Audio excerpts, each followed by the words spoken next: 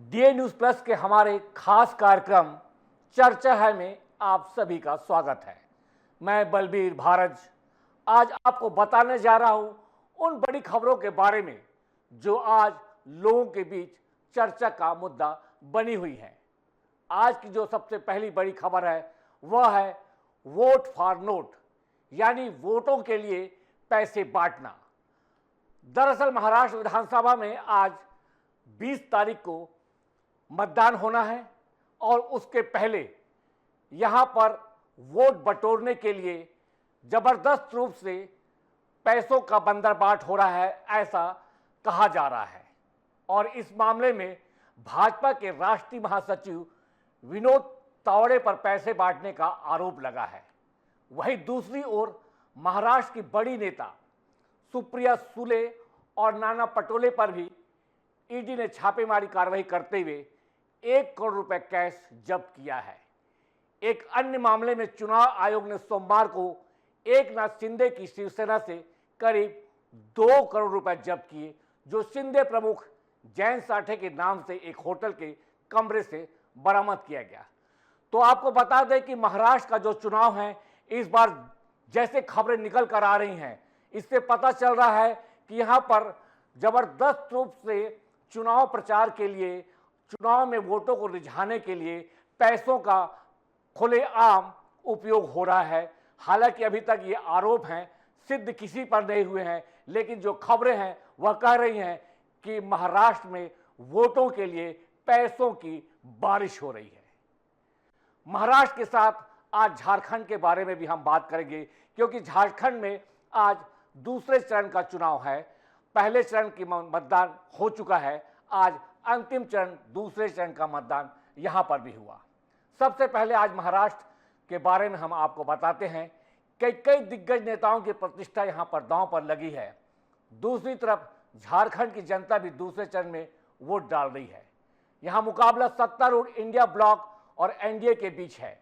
झारखंड में आज कुल 81 विधानसभा सीटों में से 38 पर मतदान हो रहा है। चुनाव प्रतिशत की बात करें तो महाराष्ट्र में 3 बजे तक 45.53% वोटिंग हुई। वहीं झारखंड में 3 बजे तक 61.47% मतदान हुआ, जिसका नतीजा जैसा कि आपको मालूम है 23 नवंबर को घोषित किया जाएगा। लेकिन मतदान के एक दिन पहले एक ऐसी घटना घटी जिसने महाराष्ट्र की राजनीति में भूचाल पैदा कर दिया है। भाजपा के राष्ट्रीय महासचिव विनोद तावड़े पर पैसे बांटने का गंभीर आरोप लगा है। इस घटना पर विवाद तब शुरू हुआ जब बीवीए बहुजन विकास अघाड़ी के अध्यक्ष हितेन ठाकुर और उनके बेटे क्षितिज मंगलवार 19 नवंबर को विरार के एक होटल पहुंचे। यहां तावड़े नाला सोपारा से भाजपा के कैंडिडेट राजन नाइक और पार्टी कार्यकर्ताओं के साथ मीटिंग कर रहे थे। बहुजन विकास अघाड़ी ने आरोप लगाया कि तावड़े 5 करोड़ रुपए लेकर होटल पहुंचे थे और यहां वोटर्स को पैसे बांटे जा रहे थे। बहुजन विकास अघाड़ी ने यह भी कहा कि भाजपा ने उनके एक मित्र ने ही उन्हें पैसे बांटने की जानकारी उपलब्ध करवाई है। जी हां, आपको बता दें कि बहुजन विकास अघाड़ी ने स्पष्ट रूप से कहा है कि भाजपा के उनके मित्र से ही उन्हें पता चला है कि यहां पर तावड़े पैसे बांटने के लिए आए हैं।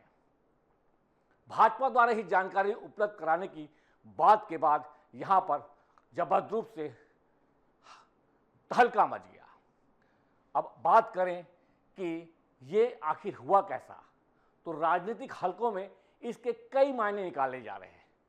कुछ का कहना है कि ठीक वोटिंग के एक दिन पहले नोट से वोट खरीदने का यह मामला महाराष्ट्र में भाजपा की छवि को धूमिल कर सकता है, जिसका असर भाजपा के वोटों पर भी पड़ सकता है। वहीं कुछ का कहना है कि जिस तेजी से तावड़े भाजपा की राजनीति में उभर कर सामने आ रहे थे, उन्हें रोकने भाजपा के लोगों ने षड्यंत्र रचा और फंसाने की चाल चली। बहरहाल मामला फूटने के बाद होटल में भाजपा और बहुजन विकास अघाड़ी के कार्यकर्ताओं के बीच जमकर झड़प हुई। होटल में हंगामे के कुछ वीडियो भी सामने आए हैं, जो अब लगातार वायरल हो रहा है। वीडियो में कुछ लोग हाथों में नोट लिए दिखाई दे रहे हैं। एक युवक डायरी हुए है। आरोप है कि इसी डायरी में पैसों का पूरा लेखा जोखा है। आयोग ने विनोद तावड़े और भाजपा उम्मीदवार राजन नाइक पर एफआईआर दर्ज कर दी है। पहली एफआईआर चुनाव आचार संहिता का उल्लंघन के मामले में की गई है। आरोप है कि तावड़े और अन्य होटल में इकट्ठा हुए। दूसरी तरफ एफआईआर में मतदाताओं को नकदी और शराब की पेशकश कर उन्हें लुभाने का आरोप है। वहीं तावड़े के पास मिली डायरी में कई नामों के आगे 300 के 400 के लिखा हुआ भी पाया गया। यह जो 300 के और 400 के लिखा हुआ है, यह पैसों का लेन देन का हिसाब है। कहा जा रहा है कि ये 300 के और 400 के का मतलब है 3 लाख या 4 लाख रुपए। लेकिन इस पूरी घटनाक्रम को लेकर विनोद तावड़े का कहना है कि नाना सोपारा विधानसभा क्षेत्र में वो कार्यकर्ताओं की बैठक चल रही थी।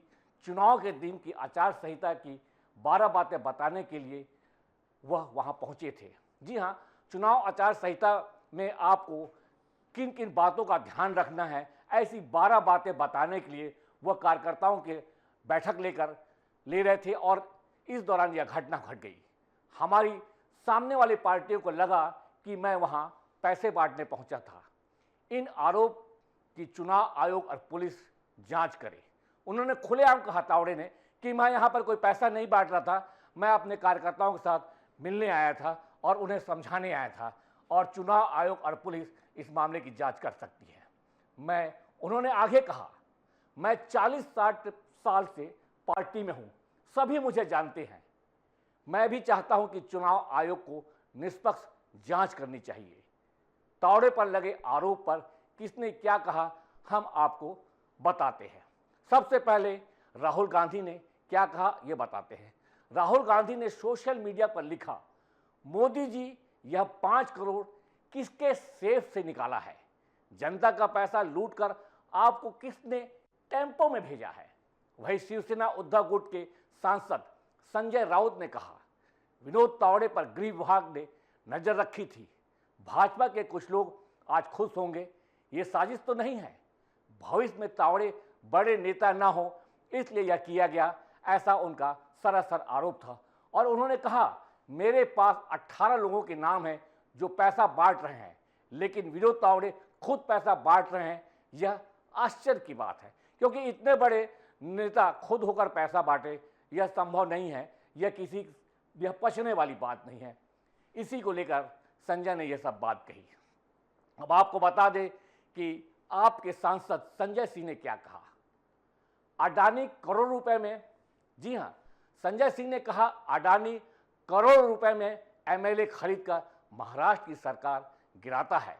भाजपा सरकार बनाकर महाराष्ट्र में लाखों करोड़ का धंधा अडानी को देती है।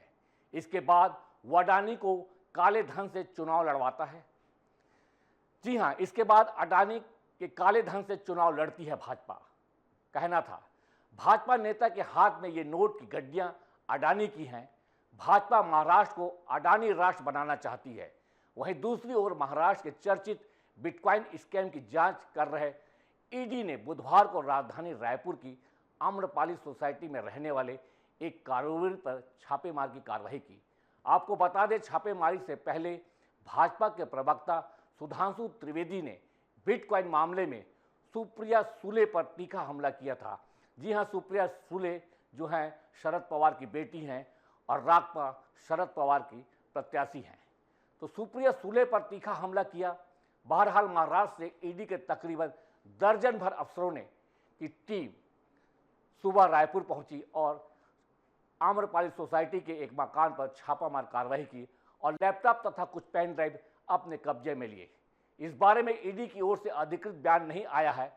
बता दें कि बिटकॉइन स्कैम वही मामला है जिसकी जांच 2018 में शुरू करते हुए ईडी ने महाराष्ट्र की बड़ी नेता सुप्रिया सुले और नाना पटोले को दायरे में लिया था। इस मामले में ईडी ने इससे पहले सोनीपत और लेह में छापा मारकर करीब 1 करोड़ रुपए कैश जब्त किए थे। साथ ही महाराष्ट्र में 2018 में हुए फर्जी क्रिप्टो करेंसी घोटाले की जांच ईडी के साथ साथ महाराष्ट्र की पुलिस कर रही है। इसमें एक पूर्व आईपीएस अफसर पाटिल के खिलाफ महाराष्ट्र पुलिस ने चार्जशीट भी पेश कर दी है। सूले और पटोले को जांच के दायरे में रखा गया है। अब ईडी की टीम ने इसी मामले के कनेक्शन में रायपुर आई है और ठीक महाराष्ट्र में चुनाव से पहले ये जो छापेमार की कार्रवाई ईडी कर रही है, इसके राजनीतिक हलकों में कई मायने निकाले जा रहे हैं। बहरहाल रायपुर आई ईडी की टीम आम्रपाली सोसाइटी के एक मकान में सुबह से दबिश दी हुई है। यहाँ आने जाने किसी को नहीं दिया जा रहा है। यह मकान मेहता नाम के एक कारोबारी का बताया जा रहा है। सूत्रों के अनुसार ईडी की टीम ने मेहता के परिजनों के बयान भी दर्ज किए हैं। फर्जी क्रिप्टो करेंसी स्कैम से रायपुर का किस तरह का कनेक्शन आया है और छापे में क्या जब्त किया गया है, इस बारे में खबर अपडेट अभी तक नहीं हुई है। कुछ ही घंटों के बाद इस पर अपडेट हो जाएगी।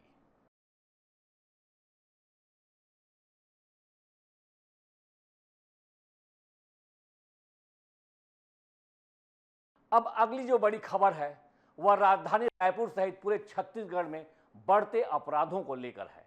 यहां अपराधियों के हौसले बुलंद हैं क्योंकि पुलिस प्रशासन का खौफ अब यहां पर बचा नहीं है। यहां आए दिन खुलेआम दिन दहाड़े आपराधिक घटनाएं देखने को मिल रही हैं। सोशल मीडिया से लेकर अखबार, न्यूज़ चैनल अपराधों की नित नई घटनाओं से भरे पड़े हैं। अपराधी का आम आदमी खौफजदा है, जबकि बेखौफ अपराधियों को की गतिविधियां बस दस्तूर यहां पर जारी हैं। बीते दिनों रायपुर में हुई एक गैंगवार में बदमाशों ने 2 लोगों की हत्या कर दी। हरीश गैंग की एक शराब की दुकान में किसी बात को लेकर रोहित सागर से बहस हो गई।